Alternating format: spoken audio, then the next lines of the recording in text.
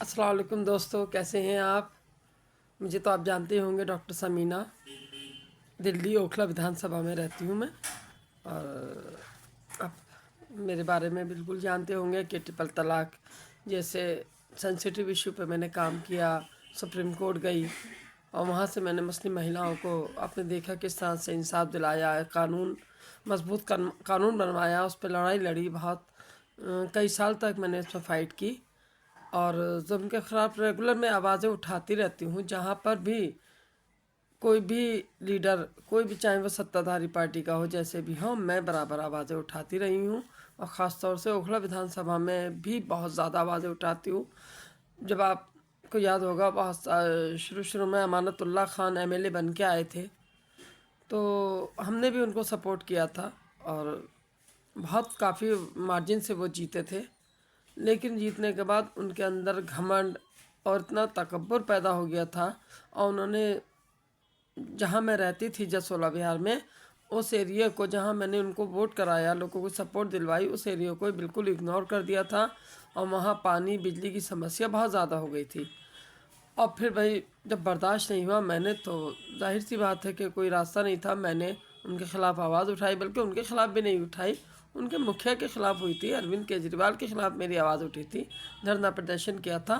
तो उसकी वजह से मेरी अमानतुल्लाह खां से बेवजह में उन्होंने मुझसे झगड़ा किया, बदतमीज़ी की, बदज़बानी की और बहुत ज़्यादा मुझे परेशान किया। जिसकी वजह से फिर मैंने परेशान होकर FIR कराई, उनको जेल तक जाना पड़ा। बहरहाल आज तक वो लड़ाई जारी है मेरी।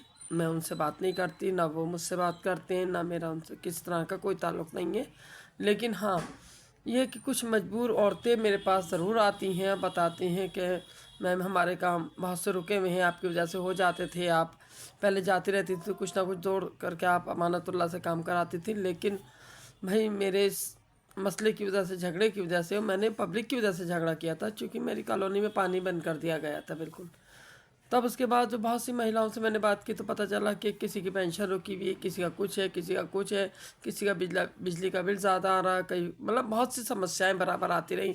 रोड टूटी हुई है, कहीं सीवर, कहीं बहुत सी चीज़ें प्रॉब्लम हो रही जा रही थी।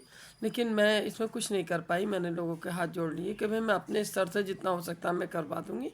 लेकिन भाई दिल्ली सरकार से उम्मीद रखना बेकार है, वो मेरी सुनेंगी भी नहीं। हो सकता आप चले जाएं, लेकिन वहाँ किसी की सुनवाई नहीं थी। और यही रीज़न था कि मैंने दिल्ली सरकार की खिलाफ आवाज़ उठाई। लेकिन दोस्तों, अब मेन मुद्दे पे आती हूँ, मेन टॉपिक पे आती हूँ कि आज फिर वही दिन आ चुका है। फिर दिल्ली में विधानसभा के इलेक्शन हो रहे हैं, दिल्ली असेंबली के इलेक्शन हो रहे हैं। उसमें आम आदमी पार्टी भी पूरा ज़ोर शोर से लड़ रही है। उन्होंने अपने कारनामे तो भूल गए, उन्होंने दिल्ली के अंदर क्या कर दिया, किस तरह से हालात पैदा कर दिए। जबकि देखिए, मैं दोस्तों बीजेपी की सपोर्टर रही हूँ काफ़ी टाइम से अब, लेकिन कुछ वजह से बीजेपी की सपोर्ट में नहीं हूँ। कुछ बीजेपी की भी गलतियाँ हैं, जिस तरह से केंद्र में उन्होंने हाहाकार मचाया हुआ है हिंदू मुस्लिम को लेके, मंदिर मस्जिद को लेके, वो सब चीज़ें नौटंकी उन्होंने की हैं। किस तरह से बुलडोज़र बाबा आए, सब चीज़ें, तो इन चीज़ों को लेके मैंने भी थोड़ा सा इग्नोर मारना शुरू कर दिया कि ये सब चीज़ें सही नहीं है, एक समुदाय को टारगेट कर रहे हैं ये लोग। तो जाहिर सी बात है, मैं कांग्रेस की कुछ पुरानी नीतियों से बहुत ज़्यादा खुश हुई कि ये लोग, इससे तो अब बेहतर पहले था और केंद्र में पहले कांग्रेस की सरकार थी, तो ये माहौल नहीं था वहाँ पे। तो आज भी मैं कांग्रेस को इसलिए पसंद कर रही हूँ। लेकिन कांग्रेस को पसंद करने के बावजूद भी देखिए, आज ओखला विधानसभा में मैं कांग्रेस का सपोर्ट नहीं करूँगी, इसलिए क्योंकि कांग्रेस ख़राब पार्टी नहीं है। कांग्रेस ने जिस कैंडिडेट को उतारा है, उसके फादर, अरीबा खान के फादर आसिफ मोहम्मद खान, वो आदमी सही नहीं है। वो पिछले 15 साल भी एमएलए की सीट पर रह चुके हैं, ओखला विधानसभा से जीत चुके हैं, उन्होंने कुछ नहीं किया। निर्दलीय भी जीते और कांग्रेस से भी जीत के आए इससे पहले, और 10 साल से अमानतुल्लाह तो कर ही रहे थे, उससे पहले ये भी थे। इन्होंने भी कुछ करके नहीं दिखाया, तो जाहिर सी बात है अब उनकी बेटी क्या करेंगी जब वो ही नहीं कुछ। और चलिए काम को छोड़िए, ऐसे वही आसिम मोहम्मद खान इतने बदतमीज़ आदमी, आकड़ू, घमंडी, किसी महिला को नहीं छोड़ते, किसी पुरुष को नहीं छोड़ते, सबसे बदतमीजी वो करते हैं। तो भाई मैंने कुछ लोगों से पूछा कि आप आसिम मोहम्मद खान के बारे में क्या सोचते हैं, देंगे या नहीं देंगे उनकी बेटी को वोट।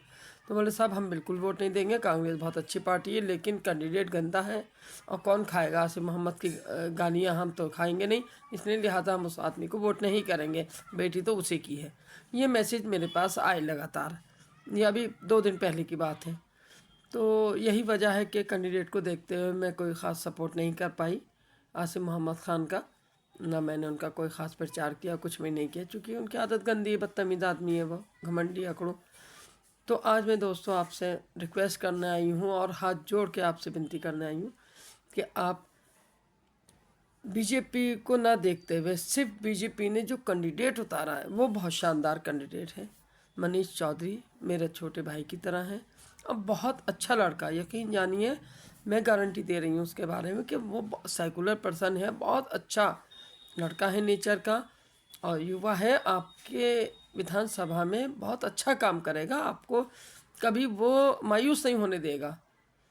मैं बीजेपी की तारीफ़ नहीं कर रही लेकिन सिर्फ अपने भाई की तारीफ़ कर रही हूँ, मेरा भाई है छोटा और मैं मानती हूँ उसको। और मैं आपको एक किस्सा बताती हूँ छोटा सा, उसकी मतलब मैं ये नहीं कह रही कि साहब मैं उसकी चापलूसी कर रही हूँ, ये सब वो जो फैक्ट वो बता रही हूँ, जो सच्चाई है उसका नेचर की, कि जब मैंने 2012 में ये ट्रिपल तलाक के ख़िलाफ़ आवाज़ उठाई थी तो उसके बाद बीजेपी आ चुकी थी, 2014 में आई है, तो 14 की बात है। उसके बाद मैंने ये ट्रिपल तलाक की आवाज़ें उठाई, सारी चीज़ें करी, तो मैं जगह जगह आंदोलन करती रहती थी, कभी जंतर मंतर पे यहाँ वहाँ। तो उस दिन भी मेरी एक ऑल इंडिया मुस्लिम वक्फ बोर्ड के ख़िलाफ़ एक पैदल मार्च था, तो उसको मैं पैदल मार्च करने जा रही थी, तो मेरे पास पैसा बिल्कुल नहीं था और 100-200 महिलाओं का खाना होना था, नाश्ता, तो लंच का मतलब बहुत परेशानी थी पैसे की। जैसे तैसे करके कुछ कुछ करके मैंने अरेंज किया था चंदे से, लेकिन उतना नहीं हो पाया था। और जब मनीष भाई कांग्रेस के काउंसलर रहा करते थे उस समय, तो मैं डर भी रही थी, मैंने सोचा, सबने कहा कि आप मनीष जी से मिलिए और वो शायद आपकी हेल्प करेंगे। तो मैंने कहा भाई मैं बीजेपी को सपोर्ट करती हूँ, मनीष भाई कांग्रेस के काउंसलर हैं